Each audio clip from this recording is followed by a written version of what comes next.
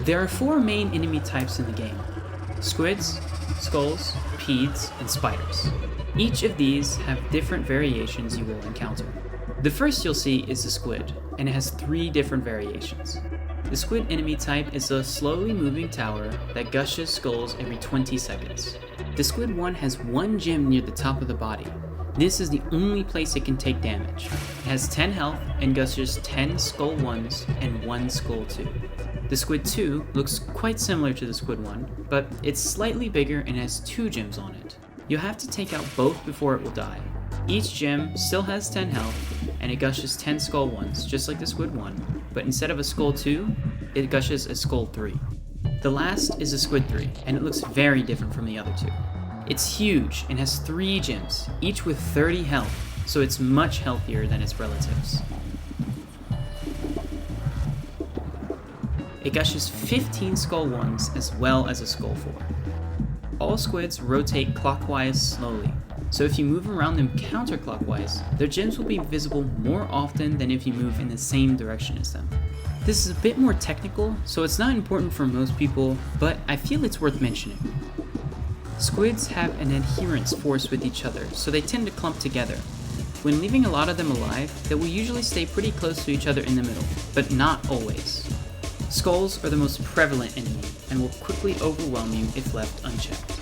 Skull 1s come in packs, but they each only have 1 health. They always move in the direction they're facing, while turning to face the player. Kinda like a missile. They accelerate slightly slower than the player, but have a higher max speed, so it's impossible to outrun them in a straight line. But they are easily outmaneuvered. Most people refer to a skull's maneuverability as its turning radius. Now, I know I said they move directly toward the player, but they do move up and down slightly in a sine wave-like pattern. The cause of this sinusoidal motion is not super clear, but it seems to be caused by a floor avoidance, pushing them up, and then their nature to turn toward the player, tugging them back down. Skull 2s wander around randomly, so they're not an immediate threat, but they should never be ignored. At random intervals, they will pick a spot on the arena and move to it until they pick another spot and repeat the process. Skull 3s follow the player directly, similar to Skull 1s, but they are much faster. Both their acceleration and max speed is higher, and their turning radius is way tighter. They have a very distinct laughing sound, so if you hear that, you should handle it quickly. Skull 4s are huge and have 100 health, and their movement is quite different from other skulls. They follow the player like Skull 1s and 3s, but they don't have the persistent forward momentum like them. Instead, when they try to change direction, they will kind of stop in place, turn, and then accelerate again. Because of this, they can be outmaneuvered, but be careful. They have even higher acceleration and max speed than Skull 3s when going in a straight line. Skull 2s, 3s, and 4s are often referred to as elite skulls. All elite skulls can be stunned with daggers, although it's most notable on Skull 4s. All skulls also seem to have a ceiling where they start to have a downward force being applied to them.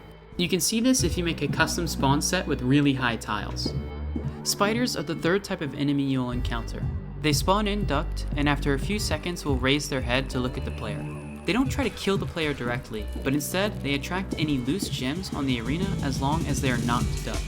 This completely overrides the player's collection force. If there is even one spider that is not ducked on the arena, you can't attract any gems yourself. The speed spiders pull these gems at is quite slow though, and it can stop gems from being pushed really far away if you're spamming shotgun. If a gem reaches a spider's face, it will eat the gem and then spit out an egg shortly after. If this egg stays on the arena for 10 seconds, it will hatch into 5 spiderlings. Spiderlings follow the player in small bursts with random offsets. If a spider eats a lot of gems all at once, it will spit out eggs one at a time with about a second delay between each one. If a spider is killed before it finishes spitting out eggs, the gems are not recoverable. If a spider is damaged at all and then left undamaged for 1 second, it will duck again, stopping it from eating gems. A spider's weak point is its face and not the gem. It flashes bright white when damaged, so it's pretty easy to spot. Spiders start strafing left and right once they raise their head for the first time, which means they're completely stationary when they first spawn in. They also turn to face the player in jerky motions, making it even harder to hit them. Something else interesting about spiderlings, but not very important, is that they often get desynced in replays. This is because a large part of their movement is determined by RNG, and the replay system has a hard time keeping this accurate. Spider 2s have all the exact same behaviors as Spider 1s. They're just bigger and healthier. Spider 2 eggs look a little bit bigger than Spider 1 eggs, but they have the same health and hatch into the same amount of spiderlings. Pedes are the enemy type with the most differences between variants, the first being the Centipede. Centipedes have 25 segments and each one has 3 health. You'll have to kill all segments before the Centipede dies.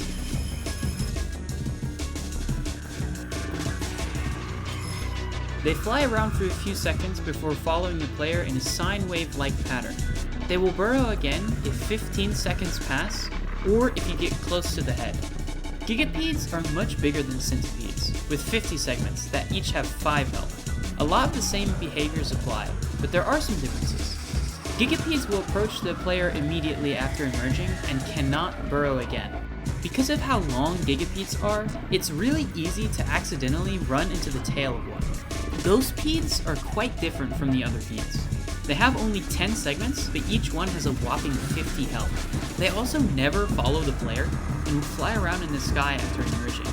Because of this, you'll almost never die to the ghost itself. Instead, it attracts all homing daggers to its mouth before they can fly around and makes them do almost nothing. Homing daggers will be effectively useless if there is a ghost alive, but technically, they can happen to fly into something on their way to the ghost's mouth. If the ghost is killed before homing reaches its mouth, they will resume their normal behavior. All pedes will emerge from the floor one segment at a time, and they all emerge upwards at first, although the Giga moves toward the player pretty quick after emerging. They also have a really strong avoidance force with each other, so if a pede runs into another pede or itself, some wonky stuff might happen. Centipedes and gigapedes are also really thin, so thin that you can actually hop over them if they're touching the floor. There is one more enemy that does not fit into any of these categories. Thorns emerge from the ground and do not move once spawned. Their only purpose is to be a damage sponge with 120 health. For some reason, an undamaged Thorn will die to 11 homing, even though homing only does 10 damage, so it should take 12 homing to die.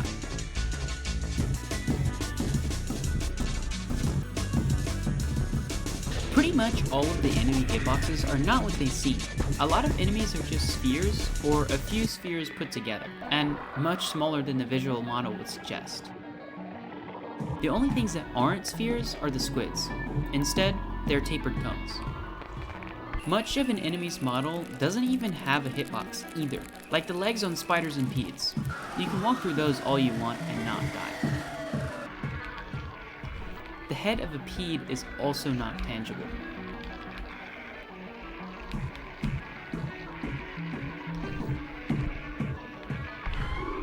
And horns on skulls aren't either, along with the tentacles of a squid.